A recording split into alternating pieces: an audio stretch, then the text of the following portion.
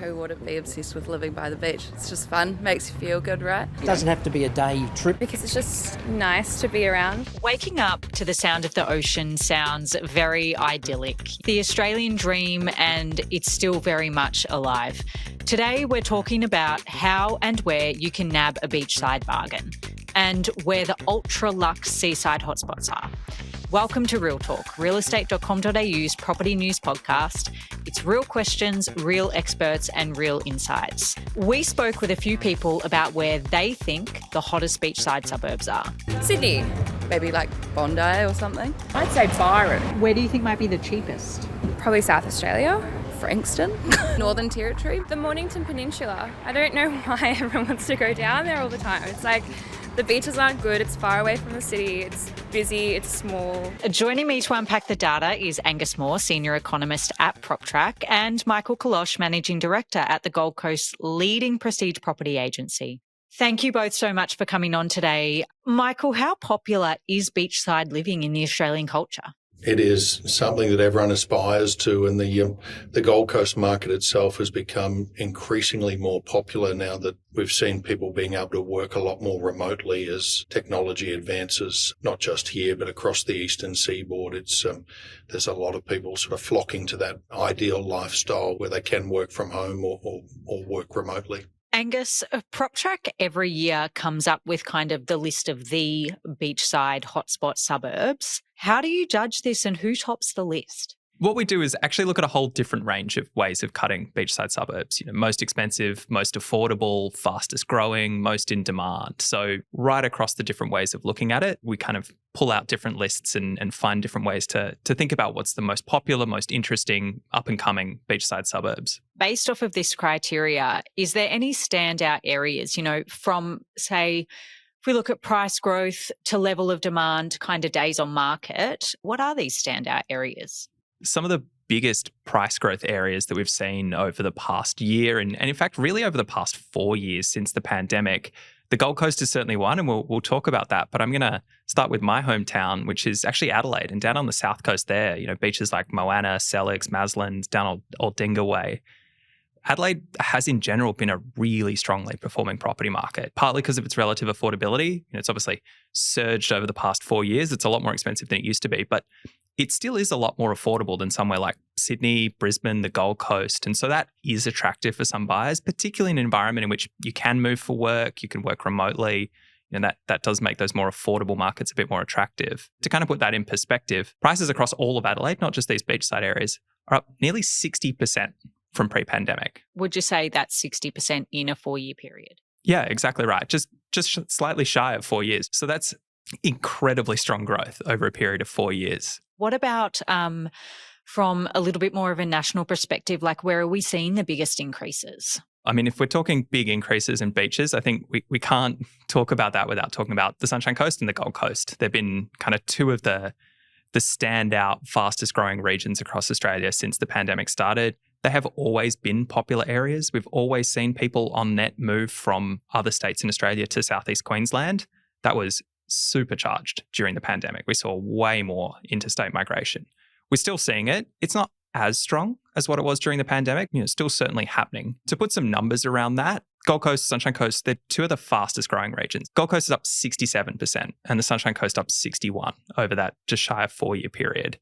And is this median price? More or less. This is what we call kind of quality adjusted. That's going to get boring and technical. It's the idea here is, medians can be affected by the types of homes that are sold. And so what we're trying to measure here is the value of an average house. So if you bought in the Gold Coast in March 2020, on average, your home's gone up 67%, or in the Sunny Coast up 61%. That's particularly impressive because they weren't actually that affordable regions to begin with. Unlike Adelaide, which we were talking about before, they both actually have median prices that exceed Brisbane. They've been very strong performing markets. Well, I mean, when I was looking at the data, some other strong performing markets, places like Geelong, Mornington Peninsula, Central Coast, New South Wales, to your point in South Australia, Somerton Park, it grew 36.3% year on year. You always have to be a little careful with a 1 year and one suburb, can be affected by a few sales potentially. It is consistent with the really strong growth that we've seen in Adelaide. Adelaide's been up double digits in the past year. So to see suburbs up even more than that is not a surprise. What are the key factors about these areas that are driving their popularity?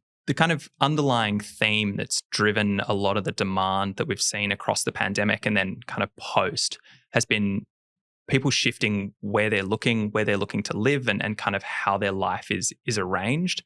And that's really favoured these sort of slightly commutable, but maybe a little bit further away beachside areas, places like, the Golden Sunshine Coast. They're a reasonable way from Brisbane, but it's entirely manageable. Places like Geelong, again, reasonable way from Melbourne, but entirely manageable. Mornington Peninsula, same story. Central Coast, same story. That's really benefited those areas. Places like Byron Bay are an interesting counterpoint. They did really well during the pandemic as people were working completely remotely. That's one of the areas that looks a bit softer in the past year. We're maybe starting to see a bit of a pullback in that kind of move to Byron to get away from the big city. Now that people are having to go back to the office, you can't really commute from Byron to Sydney. It's quite a drive. It does look a bit softer this year. So the popularity is basically being driven by the adjacency to a capital city where people can still live that lifestyle they want, but that connectivity is just so important. I think that's a big part of it. It's not the only thing, right? A whole lot of things go into choosing where you live. The Gold Coast has a lot more going for it than just being close to Brisbane. And, likewise, the Central Coast is not just close to Sydney. But it has been an important factor, I think. Michael, the Gold Coast made a huge appearance in the most expensive Queensland homes outside of Brisbane. So the Gold Coast took out 5 of the top 10 spots for houses and 6 of the top 10 spots for apartments. I'm really interested in who are your typical buyers? What are they looking for? Is it all those same factors that Angus has been mentioning? We've seen a lot of, obviously, interstate migration, and that is coming from a number of different sources. You've got an ageing population that are moving into retirement, that are either moving up here to live full-time or they're buying a secondary or tertiary residence if they're that fortunate, coupled with a lot of people now that have moved up here because we're still relatively affordable compared to your capital cities. So if you're comparing us to the likes of Bondi and Coogee and Tamarama and those sort of areas, the Gold Coast market does offer a lot of value, but your cost of living is still considerably cheaper. Your school fees are considerably cheaper. So for people looking to move out of those metro markets, it is a really good alternative. The amount of infrastructure that is going into the Gold Coast at the moment in preparation for the 2032 Olympics, there's over $100 billion worth of infrastructure works on at the moment. That in itself has become quite popular. It has matured significantly over this last 2 decades and is now a place where a lot of people will consider living full-time, which previously they might have just thought of it as a holiday destination. Sunshine Coast, a little bit different, probably doesn't have the same levels of infrastructure and is still somewhat transient and more of a holiday destination. But for someone that wants to work, raise a family, Gold Coast presents a pretty good option. We're certainly seeing kind of the demand for property reflected in the price. On the Gold Coast, it's grown 14.5% year on year and now has a median price of more than $1 million. And Michael, homes in Surfers Paradise have also taken out the top spot for price in Queensland at $2.92 million. Where else are you seeing prices go bananas on the Gold Coast? You've got to probably take that as the Surfers Paradise suburb does encompass Paradise Waters, Isle of Capri, a lot of those vanity suburbs where we're still seeing really large homes transact. There was a couple there, sort of 24 million, 26 million. The median sort of stuff on the water were quite significant. But there are a lot of areas at the coast at the moment where the top end of the market has matured so much. The market here is different to what it probably was at the GFC back in 2008. We saw this massive net migration come up over the last decade, but no more so than what moved up here in 2020, 2021 through Melbourne being the most locked down city in the world. We ended up with 59,000 people in 1 year. So it was nearly 400% what our usual net migration is in 1 year. It's an interesting market at the moment, and we've got some really strong fundamentals that are going to keep driving this market forward. From an investment standpoint, this market is the real hotspot and will continue to prove to be a strong performer as the population looks to double here over the next 15 years. Are there any areas on the Gold Coast that you're seeing become less popular, or just everywhere is kind of in hot demand at the moment? There are areas that are obviously in higher demand, and all of our coastal suburbs now are really starting to appreciate it at pretty strong rates. Starting to see some strong acreage sales, lifestyle properties. It's an interesting market and in hot demand. Not as much international interest. It's really locally driven, and those from Melbourne and Sydney is primary market. We did speak to one person about which beachside suburbs they think still provide value to buyers. So I assume the northern beaches would be very expensive. Down the Great Ocean Road, but everyone already knows about them. I grew up in Phillip Island, and I think that it is still a little bit under the radar. It's not as developed as like Rye and Mornington, and I think that eventually more people will come and the prices will continue growing. Wondering what your thoughts are kind of around that and around those areas. Like, do you think the heat has come out of the market a bit post-pandemic in terms of the seeking of that beachside lifestyle? I think the answer, infuriatingly, is yes and no. I think in some areas, yes, we have seen a pullback in those kind of lifestyle suburbs. Some of the Mornington Peninsula has been softer over the past kind of year or so. In fact, the Mornington Peninsula broadly has been kind of the worst performing part of Melbourne over most of 2023. Context is important here. It did see much stronger growth over the pandemic than the rest of Melbourne. And so it's still far and away outperformed Melbourne, but just in the last year, it's looked a little bit softer. Places like Sorrento and Portsea, they've seen a bit of a decline in price over the last year and a half. So is that a slowdown in transactions, or because we saw that here where you actually saw the lower end of the market through cost of living transact, but the mid to top end, everyone was sitting on them because they weren't impacted by interest rates, cost of living, everything else. It's a great point, Michael, and always the kind of devil in the details with these statistics. That's probably part of what's going on in places like Sorrento and Portsea that are, on the more expensive end. When we're talking about the Mornington more broadly, that's not a composition thing. The fact that prices have been soft there are kind of looking at individual sales and what they've done. So that softness is a little bit broader than just which bits of the market are transacting. Though, again, I don't want to over-egg this. It's not like the Mornington Peninsula has collapsed by any means, and it's, certainly been very popular across the pandemic. So it's maybe a small pullback, not a big correction. Where I think we have seen maybe a bit more of that kind of reversal is Byron Bay, kind of Lennox Heads, Brunswick, around there. Detached houses in Byron are down, 20% to a quarter in the past year. Now, part of that will be composition. It's obviously a very, very expensive market, Byron Bay, these days. And so it can matter a lot which types of homes are being sold. But, we have seen a bit of a pullback there. Though, again, like we were saying, the context is important here. It's still up 65% from where it was pre-pandemic. So it's still way more expensive than it used to be. Is that Byron? That's Byron, yeah. So if it's had a 20% decline, but it's still up 65%, does that mean during the pandemic it went up by 85%? You can't quite add them because percentages multiply, but more or less, yes. Well, I'm not a data analyst, but that is wild. Byron did very well across the pandemic, as did nearby places like Lennox Heads, where units have looked a little bit softer in the past year, but, they still performed very well across the pandemic. It was just a very popular area. It seems that the really well-loved beachside suburbs around the country are becoming pretty unattainable for the average person. Angus, from a national perspective, are there any beachside suburbs that are affordable? Yes, there are some parts that are more affordable. To pick on Sydney, because it's where I'm from, if we look at the top 10 most affordable suburbs, they're all for a detached house. They're all on the Central Coast. Some of them are, on the more affordable end. For Sydney, places like Chain Valley Bay, Canton Beach, you're looking at a median price of $850, which, that's less than what you would be paying typically across Sydney for a median house. For context, median house across Sydney is 1.4. So, $850, expensive, but good for Sydney. But the no, so that's the yes. The no is these suburbs are quite a long way away from Sydney. If you weren't looking at a coastal suburb that far away, it would be a lot cheaper. You are tending to pay a premium to live by the beach. So, if kind of holding how far away you are from the city constant, the beach is going to be more expensive. We have a lot of coastline in Australia, but there's not a lot of coastline that you can necessarily build on. And, they are very highly sought after. So, Michael, what about your patch? Where do you think still provides good value to buyers for that beachside lifestyle? The beachfront market here, once again, is quite limited.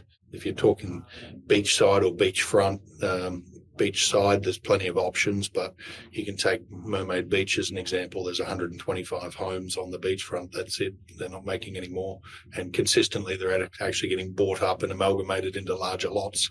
Areas like that, Main Beach, Surfers Paradise, most of that is being developed into mid-rise or high-rise. So there's only a number of sort of pockets there with limited supply, so it is going to continue to grow. It's been an outstanding performer as an asset class over the last 25 years. To give you some context, in 1997, I sold a single block on the beach in Hedges for $675,000. That property now would be about $12 million. But the market here has definitely matured. It used to be known as a boom-bust city, and now it's got real depth. It's got a lot of people living here. It's got better infrastructure. You miss the lifestyle. You miss the amenities. You miss the restaurants. You miss the quality of life that comes with that. It's a bit of a trade-off between, if you can't live on the beach, then you can live beside the beach and still enjoy that lifestyle. If you're really looking for beachfront product, if you go into a regional market, you might buy stuff well, but you're also susceptible to market fluctuations because there's not a lot of depth in those markets if the world falls apart. They're the ones that are usually hardest hit, as opposed to areas where there is a lot of infrastructure and good schools, because you've got more demand than supplies. Just interested, Michael, how do you identify an up-and-coming beachside suburb? Because to your point before, surely at some point these in-demand suburbs, I'm sure at one point they didn't offer all of that to people. No, look, that's why most of the really affluent property guys, they play a long game. They're 15, 20-year investments when they're buying into areas and watching for the urban sprawl. And it's looking at some of the farmers that have various farming land. And you would have seen it through Melbourne in areas like Officer and places like that, when eventually the urban sprawl caught up to them and all of a sudden their land was worth an enormous amount. So it's just looking at that and forecasting and projecting and doing your homework with local area plans and councillors. And obviously that's starting to get to a level that might be outside of a lot of people, but you can look at emerging areas like the northern beachside suburbs up the above Sunshine Coast, heading to Hervey Bay, heading to Rockhampton, heading to Mackay. Eventually those areas are going to have a lot more infrastructure and they're going to catch up, but it's 20, 25 years. Long-term investments, they will prove quite well, and you can still have a really nice lifestyle. Angus, to that point, are there any kind of under-the-radar beachside suburbs that we should be keeping our eyes on? If I knew I'd have bought there myself, the kind of only way to do this is to know the local market and do your research. And, you know, the sort of stuff that we do looking from the top down across the whole country kind of can't substitute for that on the ground, very detailed research. So the short answer is not that I know of. If I did, I'd be living there. But, you know, the sort of data that we produce, you know, looking at where's in demand, what's more affordable, can really help kind of start you on that looking, but it certainly can't solve it. Michael, what are your thoughts on that? Is there any hidden gems on the Gold Coast and surrounds that you've kind of got your eye on? What is more affordable to most these days is the beachside suburbs. So being within 40, 50 metres of the beach, not necessarily on the beach, still providing a beautiful lifestyle, fantastic infrastructure and amenity. That stuff is still affordable, but it's going to continue to appreciate because there's only a limited amount of supply. Our population growth here is significant, and I think it's going to continue to be one of the fastest growing cities in the country for some time. It may take some time to catch the capital cities, but you will see strong growth, and you get to enjoy the benefits of a fantastic lifestyle in the meantime. I think my beachside dreams might be a little bit further away from my life than what I thought. Thank you so much for joining me and providing some insights on why beachside living is so popular, where's a little bit out of reach, where might be within reach. I've really enjoyed it. Thank you. Thanks for having me, Alice. My pleasure. Thanks for joining me. This has been Real Talk. For your weekly fix, please follow wherever you listen to your podcasts and tune in next time for more real questions, news and insights on the topics that matter most from realestate.com.au, Australia's #1 address in property. All information provided is general advice and opinion based on current market conditions. These opinions should not be treated as investment advice. Always obtain advice based on your individual circumstances. Real Talk acknowledges the traditional custodians of country throughout Australia and their connections to land, sea, air and community. We pay our respects to elders past and present.